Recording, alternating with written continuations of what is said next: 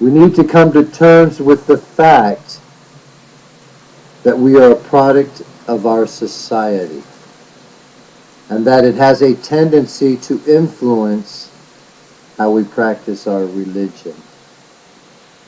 If we didn't have any way to express ourselves through the trappings of a religion, such as the peculiar practices and observances we currently have, we would only have Jesus, which, as mentioned, could easily be said to have originated elsewhere.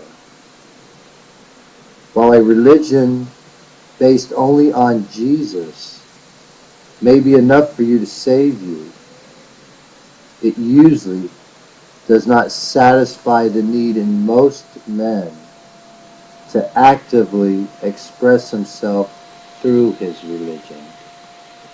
A religion that only has Jesus and nothing else, as some Christians seem to be trying to create, would, I fear, have very few adherents because it is not very engaging.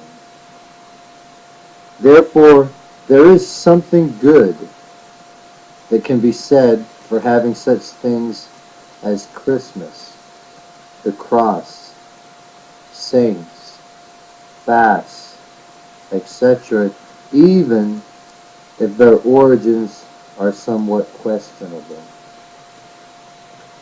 They allow the inheritance of our religion the means to openly live their belief in Jesus, while at the same time keeping us actively involved, which seems to be, to me, absolutely necessary for a religion to thrive.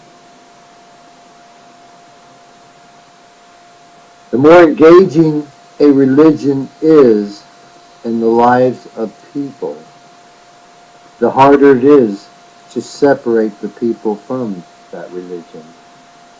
Therefore, creating an entanglement that can't be easily undone is good if it's the right religion. Being able to preach real well doesn't assure you a place in heaven. Take Martin Luther as an example. He may have been one of the brightest theologians in the world, but that doesn't excuse the fact that he did more damage to the cohesion of the church than any other man in history.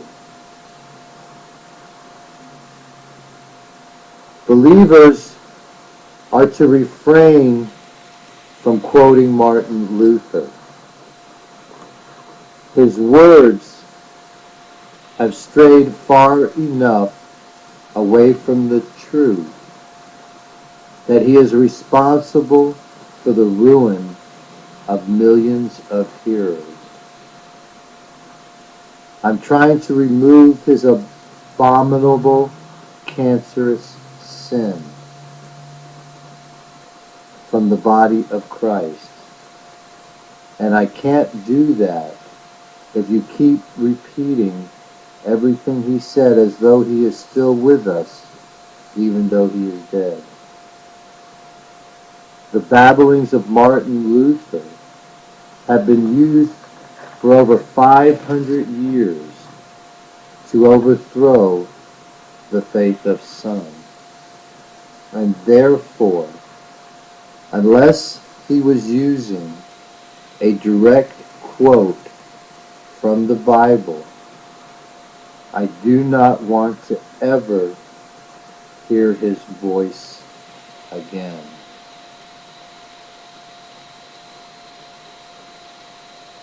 Whether or not Martin Luther crossed the line and condemned himself to hell is for God to decide.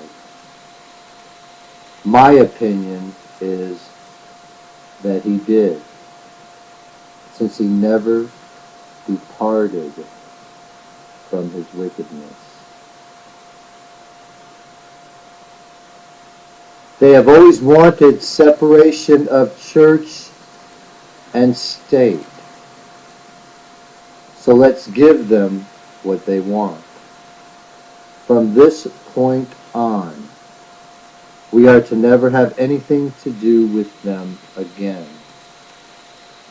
It was always a stupid idea anyway to try and combine the secular world and the religious world.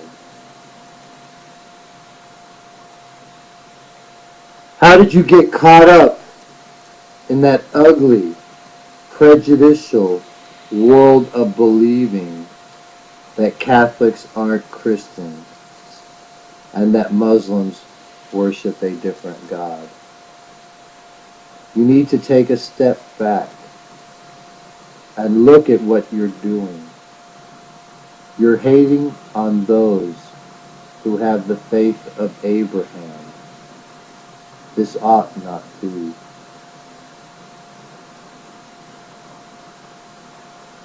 The Bible commands you to love. Where is the love in calling me the Antichrist? Maybe the Antichrist is you, because you're the one denying that I have come in the flesh.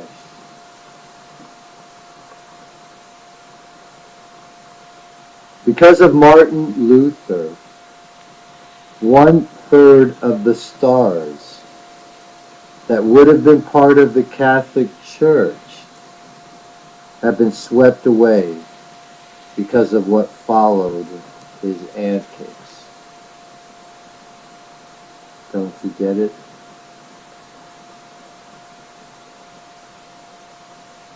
The child of God's Spirit in you will jump with joy when you come to realize how blessed you really are to have Mary as your holy mother. He who has ears, let him hear the greetings of his mother. The word worship has several definitions.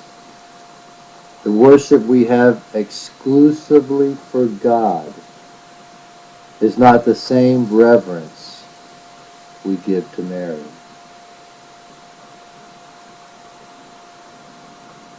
Maybe you should pray to Mary and ask her to forgive you for the way you have been treating her.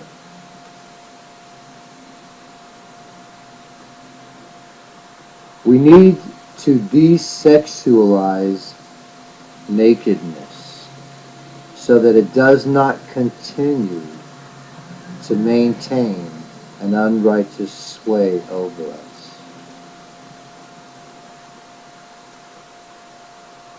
Only those who accept this sign as being from God will be allowed into the kingdom of